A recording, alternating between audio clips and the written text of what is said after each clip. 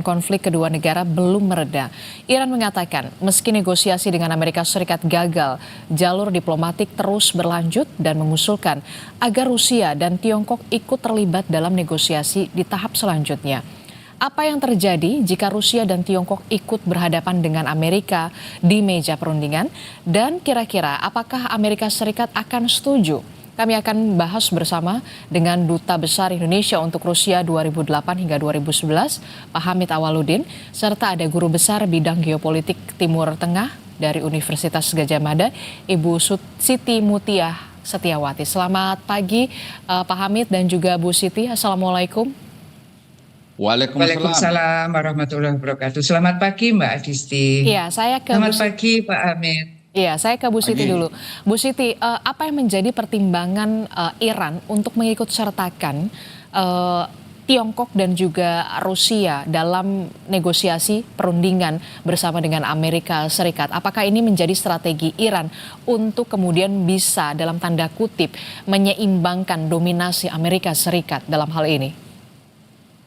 Ya, terima kasih Mbak Adisti. Jadi kalau pertimbangan pertama saya rasa karena Iran itu kan seperti berjuang sendiri dalam menghadapi Amerika Serikat dan Israel dalam menghadapi serangan ini ya. Seperti tidak ada yang berada di belakang dia. Jadi dia mencari teman lah gitu. Tapi kalau saya melihat itu tidak mungkin diterima oleh Amerika. Karena syarat keberhasilan sebuah perundingan itu kalau memakai mediator itu harus netral atau harus bisa diterima kedua belah pihak yang sedang konflik. Saya yakin Amerika Serikat tidak mau menerima Rusia maupun Cina karena Rusia itu sekarang sedang memerangi Ukraina dan Amerika Serikat berada di belakang Ukraina ya. Cina sedang perang atau konflik dagang dengan Amerika. Saya rasa ini tidak memenuhi syarat sebagai keberhasilan perundingan karena kalau misalnya dipaksakan Amerika Serikat kemudian seperti tadi Pak Hikmahanto Yono memprediksi mungkin Amerika Serikat itu mau menerima, tetapi itu jadi tidak akan berhasil perundingannya karena yang berkonflik itu penengahnya itu tidak netral, tidak diterima oleh salah satu pihak. Sebetulnya perundingan Islamabad beberapa waktu yang lalu itu memenuhi syarat pertama bahwa kedua belah pihak itu punya bargaining position yang seimbang ya, bahwa Amerika itu superpower dan Iran mempunyai kartu truf Selat Hormuz, Selat Bab el-Mandeb, punya hubungan dengan Houthi, dengan Hizbullah, dengan Hamas, dengan komunitas Syiah di Suriah itu kartu truf yang bisa dijadikan bargaining pada Amerika Serikat. Jadi itu memenuhi syarat keberhasilan di tempat netral Islamabad, bukan di Amerika maupun di Iran. Itu juga memenuhi syarat. Penengahnya Pakistan, Perdana Menteri Pakistan Shahbaz Sharif itu diterima oleh kedua belah pihak. Jadi belajarlah dari ini bahwa ini sudah memenuhi syarat keberhasilan. Kegagalannya kan karena tuntutan kedua belah pihak itu tidak bisa dikompromikan. Jadi itu yang harus dipelajari. Tuntutan Amerika Serikat maupun tuntutan Iran itu kan tidak bisa diaplikasikan. Iran menuntut Amerika Serikat mengganti, ini salah satu yang tidak bisa dilaksanakan, mengganti biaya perang yang sebetulnya kan kita harus sadar bahwa Amerika Serikat dan Israel lah yang memulai menyerang Iran ya. Jadi tuntutan bagi Iran itu masuk akal, mengganti semua biaya kerusakan yang dialami oleh Iran. Tapi bagi Amerika Serikat yaitu losing face ya, tidak mungkin itu dipenuhi. Ya, jadi tuntutan Iran terhadap Amerika, terus Amerika menuntut Selat Hormuz dibuka. Lah itu kan bagi Iran itu kemudian menghentikan dukungan terhadap Houthi, terhadap Hizbullah, terhadap Hamas, ya itu juga tidak mungkin dipenuhi oleh Iran karena itu adalah kekuatan penyangga Iran di luar negara Iran ya. Jadi ini tidak ada kompromi dan yang paling fatal dan adalah tidak ada jaminan keamanan bagi kedua belah pihak selama perundingan. Jadi ketika mereka berunding Israel tetap ngebom Lebanon, ya kita tahu sampai Oke. ada tiga TNI kita tewas. Kemudian Amerika Serikat juga tetap menyerang fasilitas nuklir Iran, ya. Jadi di tengah perundingan kok masih ada apa Serangan. keamanan, ancaman terhadap keamanan. Demikian juga Iran juga membalas kan. Jadi sama-sama kedua belah pihak. Jadi yang perlu diperbaiki itu adalah syarat ini. Jadi diterapkan jaminan keamanan, kemudian kesepakatan yang Oke. bisa diterapkan, kompromi padahal yang dianggap tidak urgent kedua belah pihak. Oke. Ini tidak ada kompromi, hal-hal yang penting bagi kedua belah pihak jadi tuntutan gitu. Oke, jadi kompromi yang substantif begitu ya terkait dengan pengajuan mengikut sertakan Tiongkok dan juga Rusia. Ini menurut Anda menjadi justru malah memperjauh begitu ya adanya nanti kesepakatan yang selanjutnya bisa dicapai begitu kalau menurut Anda, Bu Siti. Apakah Pak Hamid punya perspektif lain soal ini? Ya, saya sepakat bahwa keterlibatan Cina dengan Rusia pasti tidak diterima oleh Amerika. Itu harga diri ya. Nah, satu sisi secara strategi ini pintar juga Iran nih, ya. Dia mau melibatkan kedua itu supaya ada political leverage yang menekan Amerika. Ya, satu harga diri menolak, satu memainkan kartu. Nah, sekarang kan pertanyaannya, mengapa ini gagal putaran pertama? Pertama, itu segi teknik perundingan. Mestinya mediator Pakistan melarang kedua belah pihak ya merilis poin-poin yang mereka mau bicarakan. Itu di mana-mana perundingan itu substansi yang hendak dibicarakan jangan dirilis ke publik dulu sebelum dibicarakan di meja perundingan. Nah, karena dirilis terbuka, begitu ada yang tidak cocok, itu harga diri sudah kan? Itu. Jadi secara teknik memang ada masalah di situ. Masalah kedua memang itu adalah sikap Presiden Trump. Dia mau masuki negosiasi, tetapi lawan negosiasinya yang bernama Iran, dia tempatkan jauh di bawah posisi dia. Bagaimana mungkin? Negosiasi itu kan persyaratannya kedua belah pihak harus seimbang dulu. Coba kita uji nih ya, asumsi saya ini. Belum apa-apa, Trump sudah mengatakan Iran have no options but to accept the proposal. Gimana caranya? Anda mau negosiasi dengan mendikte dan mengintimidasi kan? Ini soal harga diri bangsa. Nah itu, jadi ada persyaratan sikap yang tidak dipenuhi oleh Amerika sebelum memasuki medan negosiasi. Ketiga, 15 proposal Amerika semua itu kewajiban bagi Iran kecuali 3 hal. Ya tak? Kecuali 3 hal yang bukan kewajiban.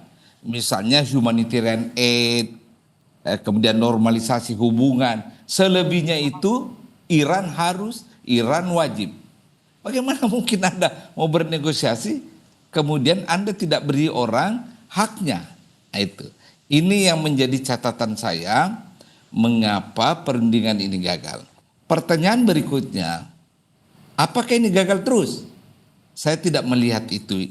Pasti akan terjadi terobosan. Kenapa? Coba lihat ya. Ini kan ego sebagai negara superpower, sebagai hegemonik yang menonjol. Nah sekarang Trump sudah realistis kan, meskipun cara realismenya itu dengan sedikit berspekulasi. Misalnya begini, saya tidak peduli lagi ini perundingan, yang pasti kita sudah menang. Nah itu berarti dia sudah merasa dia menang. Nah kalau Amerika sudah merasa menang, maka tidak mungkin lagi dia ngoyo ke depan. Ini kan tipping phase ini. Tipping phase, ya. Kedua, alasannya nanti bahwa dia berhenti perang karena dia sudah membunuh presiden, pemimpin Iran, Ali Khamenei, ya toh? Ketiga, dia bisa beralasan bahwa secara militer kami completely menang. Meskipun itu tidak benar, karena sampai minggu kelima ini perlawanan Iran lumayan. Dia bukan ayam sembelihan. Nah, tinggal memanage sebenarnya ini ego Trump yang sudah mulai menurun, ya. Kemudian dicari format agenda yang bisa bertemu, ya. Bisa bertemu. Jadi kalau saya melihat kegagalan ini, selain secara substantif memang belum bisa dipertemukan, ini soal gaya, soal attitude memasuki perundingan. Ya.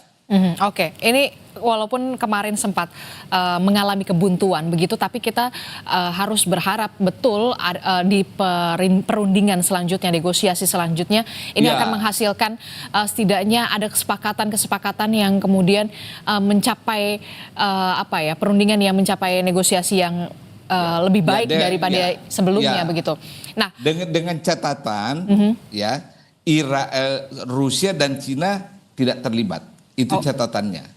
Apakah itu akan diterima oleh Iran? Itu kan pertanyaannya. Karena ini kan yang diajukan oleh Iran. Begini. Pengajuan nama Cina dengan Rusia ini kan belakangan setelah gagal perundingan ya. Itu. Jadi dari awal Iran tidak memasukkan itu sebagai agenda. Karena begitu Cina dan Rusia ikut, ya pasti resistensi Amerika sangat mengental. Soal harga diri ya, soal harga diri. Oke, ketika justru Iran mengajak atau mengikut sertakan Tiongkok dan juga Rusia, tentu saja Amerika Serikat akan lebih resisten begitu ya. Ketika kemarin sempat mereda begitu ya tensinya. Nah, tapi kemudian pada paket sebelumnya ada yang mengatakan begini. Kalau tidak salah media Iran mengatakan tugas Pakistan ini terlalu berat ketika untuk melakukan negosiasi. Bagaimana Anda merespon ini, Pak Hamid? Ya sebenarnya posisi Pakistan itu sudah benar sebagai mediator ya, sebagai mediator. Hanya itu tadi, ada hal teknis yang luput dari kalkulasi Pakistan sebagai mediator, yakni mestinya Pakistan memberitahu Amerika dengan Iran bahwa tidak ada proposal masing-masing itu dirilis sebelum perundingan. Itu secara teknis itu langkah yang menurut saya kurang tepat itu. Kedua belah pihak merilis keinginannya sebelum meja perundingan. Ya.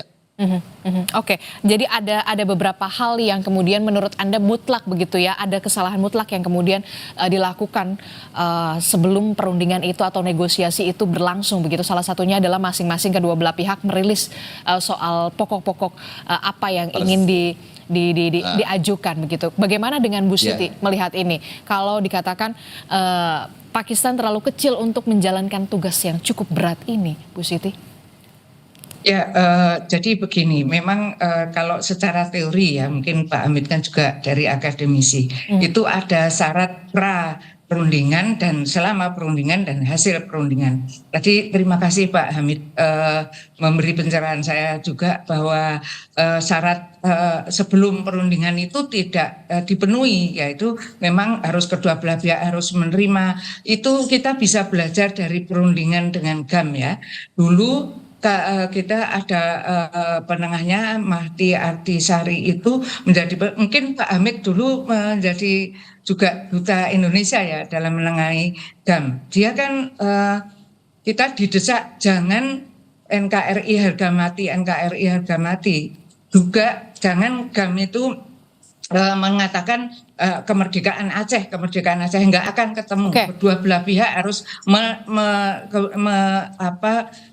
menaruh itu dulu, tuntutan yang utama dulu, baru kita mau berunding. Itu memang betul.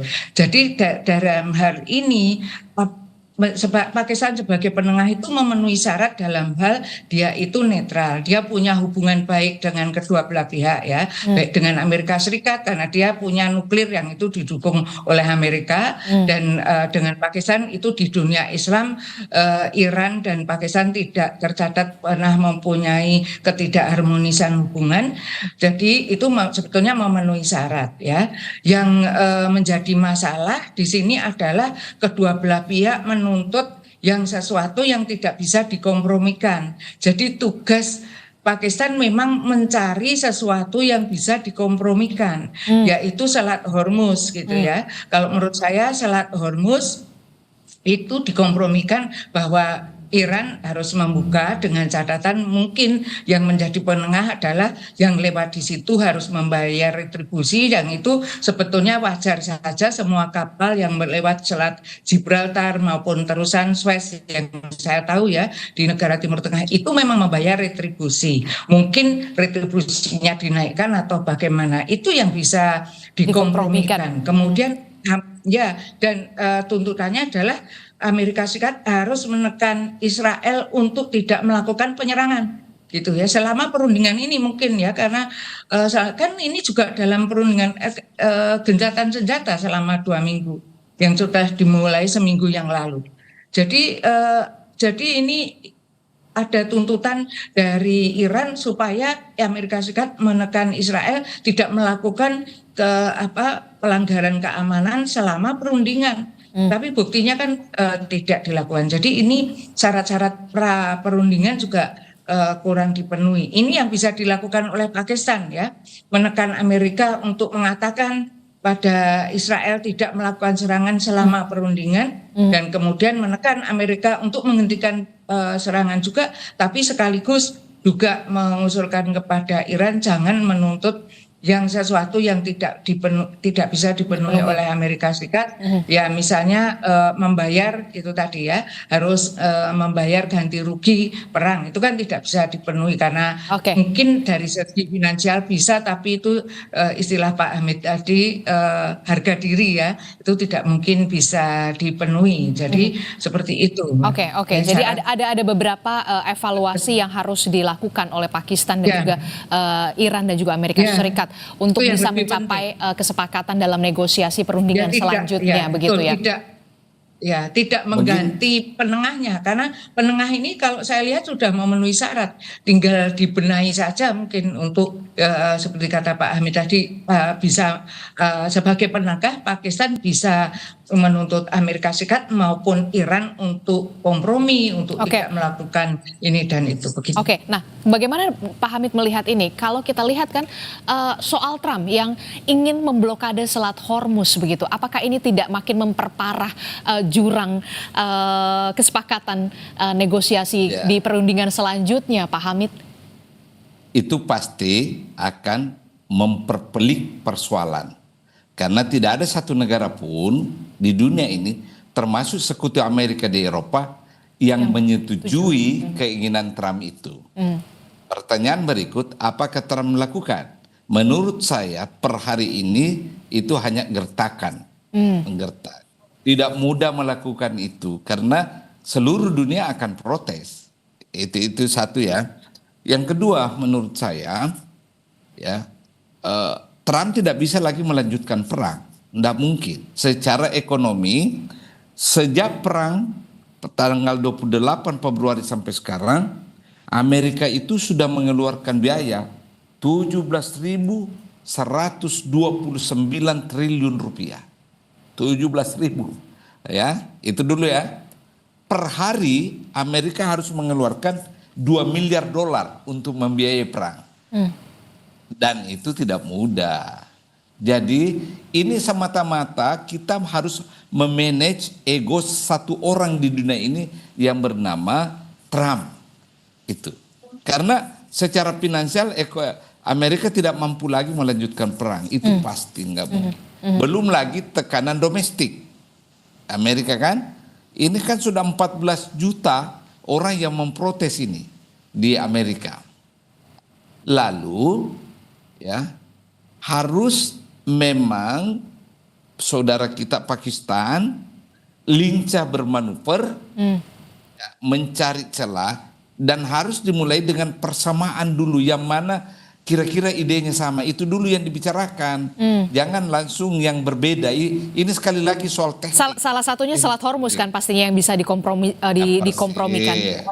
Persis. Kedua, mengerem Israel agar tidak melakukan serangan apapun dan dimanapun yang berkaitan dengan Iran. Itu dulu yang dikompromikan, sehingga tensi dan gengsi bisa dirasionalisasikan, ya, bisa dirasionalisasikan. Dan saya dengar hari Selasa depan ada putaran kedua, perundingan. Jadi mungkin Pakistan sudah belajar dari putaran pertama ini, sehingga dia bisa membujuk kedua belah pihak agar kembali berunding hari Selasa pekan depan. Perundingan memang begitu, Tidak bisa sekali kesepakat ya, pasti akan ada pertemuan selanjutnya begitu ya. Iya. Oke, terakhir saya ingin ke Bu Siti. Selasa pekan depan diinformasikan akan ada perundingan selanjutnya. Bagaimana ini? Apalagi kalau menurut Pak Hamid soal Trump ingin memblokade Selat Hormuz ini adalah gertakan saja, cywar saja. Kalau Anda berpandangan seperti apa? Ya, kalau yang pertama saya juga kaget mendengar itu bahwa Amerika Serikat mengancam akan memblokade. Lah, bentuk blokadenya itu seperti apa? Karena Selat Hormuz itu kan bukan bagian dari Amerika.